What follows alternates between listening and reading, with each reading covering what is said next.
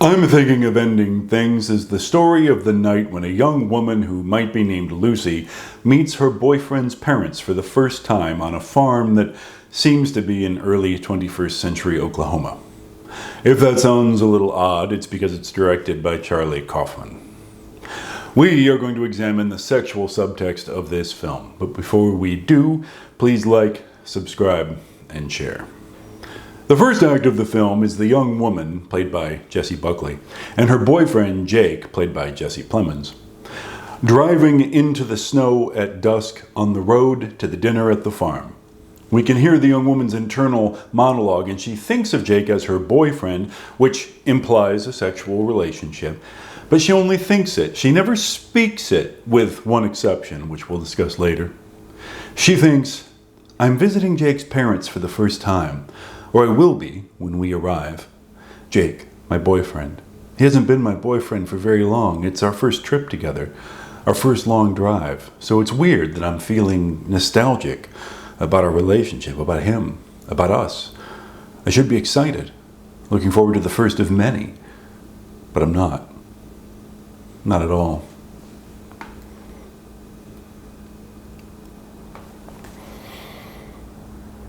Jake picks her up. They greet one another with smiles and a very brief peck of a kiss. Other than that, this couple barely touch during this film.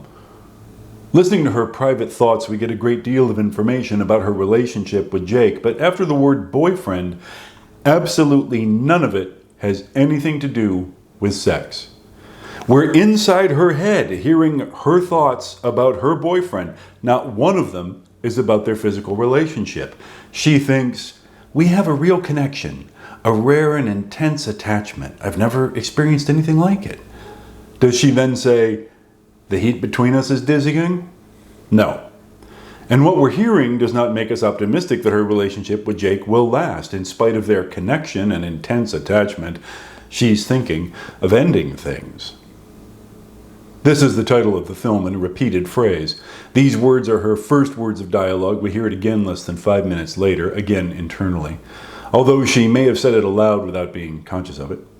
15 seconds later, we hear it for the third time. "I'm thinking of ending things. What's the point in carrying on like this? I know what it is, where it's going. Jake is a nice guy, but it's not going anywhere. I've known this for a while now." What? Where is it that she wants it to go? In what way is it not going? She's about to meet his parents, and she's only known him for 7 weeks, maybe less. She tries to think it again about 8 minutes and 15 seconds into the film, but her thought is interrupted when Jake speaks to her. We're up to 4 times now. Still in the car, 19 minutes and 45 seconds in, we get the 5th iteration. "I'm thinking of ending things. Jake is really great. He's really sweet. He's sensitive. And he listens to me. And he's smart. But there's just something ineffable, profoundly, unutterably, unfixably wrong here." Clearly the young woman is depressed, and you have noticed by now that it might not be her relationship with Jake that she's thinking of ending, but her life. But keeping to the point of this channel, none of the adjectives she uses to describe her boyfriend, who is sitting right there, have anything to do with sex or a physical attraction. We don't hear handsome or magnetic or good in bed or rotten in the sack. Almost the first half hour of this film is the woman and her boyfriend alone together, and their physical relationship is absent except for one dry peck. And it seems like she'll be ending it anyway. Jake doesn't mention it either. Not a word. They arrive at the farm in a snowstorm at sunset. Jake wants to show her the property before they go in to meet his parents. Looking at the sheep in the barn, the woman thinks, "I wonder what it must be like to be a sheep. Spend one's entire life in this miserable, smelly place doing nothing, eating, shitting, sleeping, over and over." Notice that she doesn't even think the word breeding, which is something farm animals do, but that this movie is pushing out of the shot. The farm is so rural gothic that we start to suspect that this is a horror movie. It isn't. It's actually no kind of movie, but that's Kaufman for you. We learn that the pigs died of a maggot infestation, the basement doors taped shut and suspiciously scratched up on the outside. As a kid, Jake says, basements were scary. Then his parents finally come down from upstairs. They are played by Toni Collette and David Thewlis. IMDb lists their characters as mother and father. Mother calls the young woman Louisa. It was Lucy during the car ride in, and the IMDb credits it's young woman. They go into the dining room, which has been very carefully kept just out of frame until now. Weirdly, the table is already set for dinner, and the candles are lit. Mother and father are friendly, but odd and oddly tense. During dinner, father jokingly says, "I'm not a ghost yet." Mother laughs and says, "I can attest to that, especially in the bedroom." The young woman hardly seems to register the quip, but Jake looks down at the table in shame and puts his hand to his face as if he's trying to rub away a headache. We have had to plow through 37 minutes of this film, more than 25% of it, to get to one oblique, throwaway quip about sex, one that implies only that this 50-ish married couple enjoy it in the privacy of their own home, and the film presents it as painful like a headache. This is the negative meme, dangerous sex. There are 12 negative memes about sex that the media and popular films and television recycle endlessly. In dangerous sex, sex is always presented as dangerous, ominous, sinister, or conversely, something that is ominous and sinister is presented as being sexy. Mother makes a little quip about being an adult, and Jake reacts as if someone has ice picked him in the face.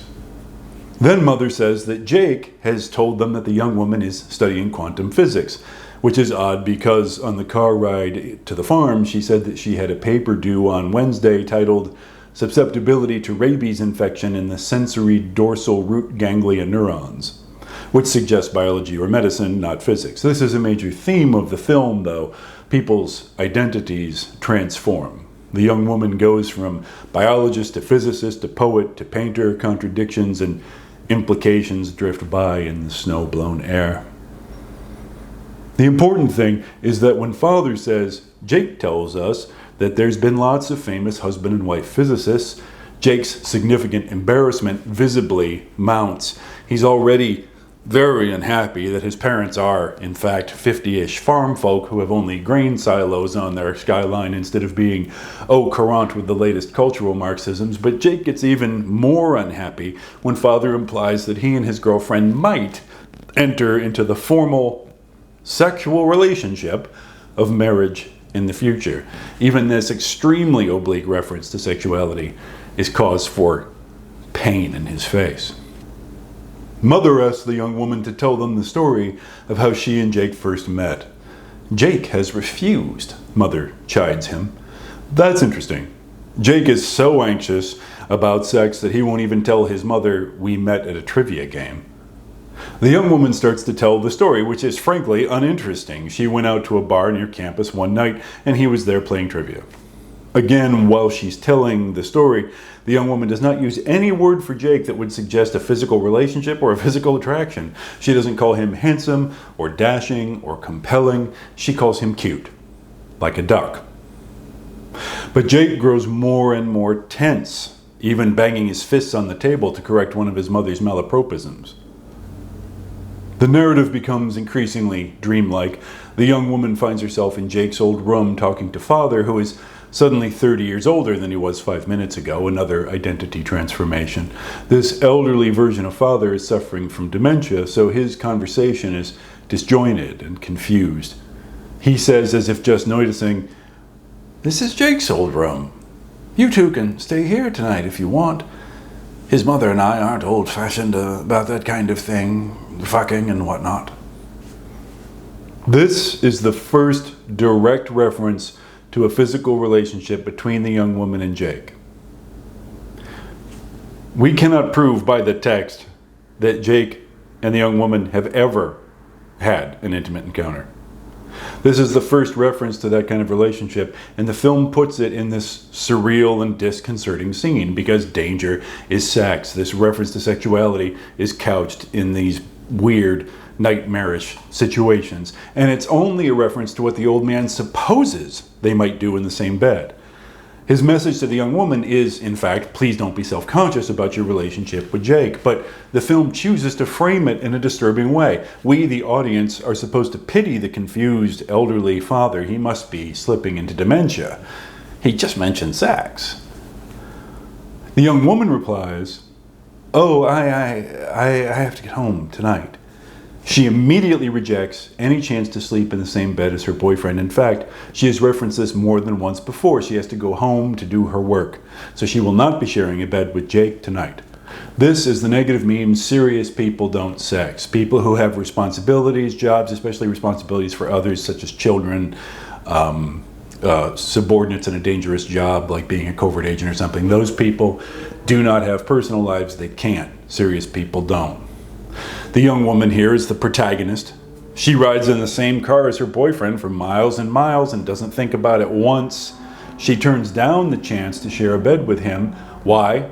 Because she has important responsibilities and those are incompatible with a sex life.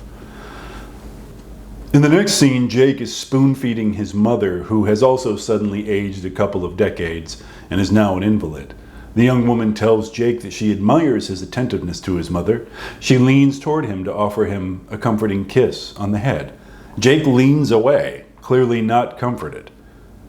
In the only scene where she tries to kiss him, he tries to avoid it. In the dark, in the snowstorm, chains on the tires, Jake and the young woman head back to town. Jake insists on stopping at a roadside ice cream stand, part of a franchise called Tulsi Town. Bizarrely, the ice cream stand is open for business late at night, in the middle of nowhere, in the blizzard. It's the kind of building where customers make their order through a walk-up window, so Jake and the young woman must stand in the freezing weather to wait for their ice cream.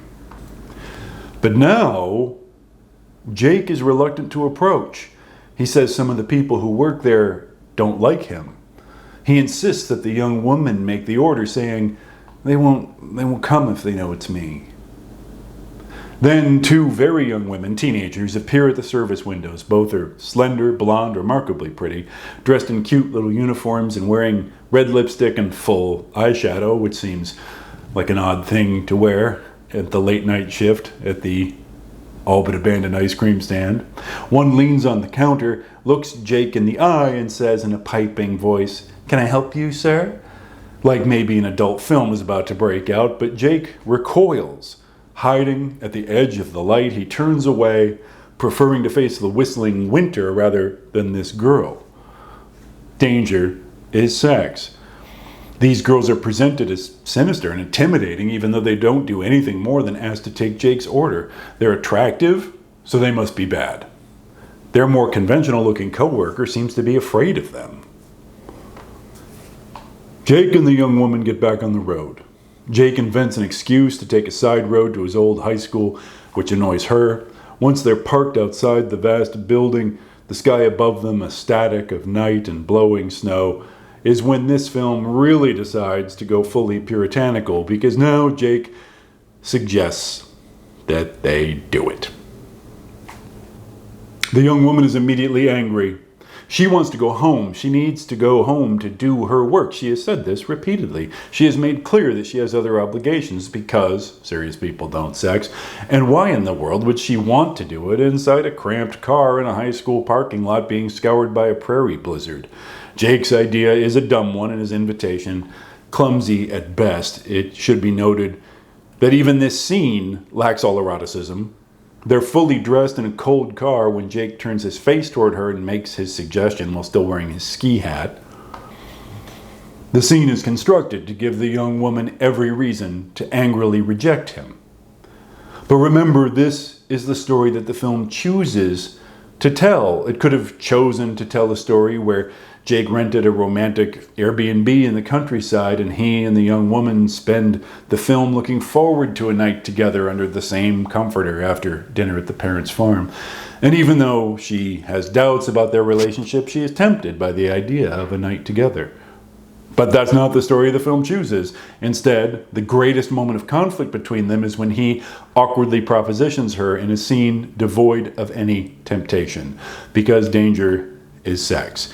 Instead of erotic energy, she is angry and he is ashamed. They wind up sharing a few kisses anyway, which contradictorily seems like it might be leading to more action, except that Jake suddenly becomes convinced that they are being watched by some pervert in or near the school building. He jumps out of the car to confront this unseen person. The young woman is left behind in the car to complain about her relationship with Jake to no one and be in danger of dozing off and freezing to death. To review, eroticism is non-existent between this couple until this one scene late in the film of anger, awkwardness, and shame in the car, which somehow includes a few kisses, which are instantly interrupted by a possibly imaginary peeping Tom, someone whose sexuality is sinister and villainous because it's villains who sex. That's another negative meme. It's always villains who exercise their sexuality without shame. And the next thing that happens is that the young woman's life is in danger in the blizzard. This is the negative meme, the wanting disaster. People who have sex, want sex, or pursue it, especially have something bad happen to them immediately thereafter. She shares a few kisses with her own boyfriend in a private place, and now she might freeze to death. But, spoiler alert, she doesn't die. She seeks Jake and shelter inside the school instead. And now the film dissolves into a pile of steaming Kaufman. The young woman encounters a janitor inside the empty school and asks if he has seen my boyfriend. She uses that phrase, my boyfriend. But then there is another identity shift, and she describes Jake as someone who tried to chat her up once years ago, whom she ignored and now barely remembers. The only time she uses a word out loud that implies a physical relationship between the two of them is moments before she forgets him. Moments before the universe changes to make Jake not her partner, but an insignificant person from her past. She and Jake will not speak to each other again for the rest of the film, although there will be a dance number wherein a Jake figure will marry a young woman figure, then be stabbed to death by an evil janitor who has taken the young woman figure prisoner, even though the actual janitor she encountered is not a sinister or dangerous person in any way. Anyway, that's the wanting disaster. Pursue a symbolic sexual union with a mute ballerina, get pretends he's killed. Except for the actors' performances, I'm thinking of ending things as a failure of a film in every way. It really has no rising action, no climax, no denouement, no point to make. It can't even... I am incoherent right now with how incoherent this film is, but the important thing for the purposes of our discussion here on ProSex Studio is that it is profoundly, shudderingly, fanatically anti-sex. I'm Brian Downs, and I appreciate your time in watching this video. Take a look at my other videos for more analysis of this kind on other well-known films and television shows. Thanks for watching.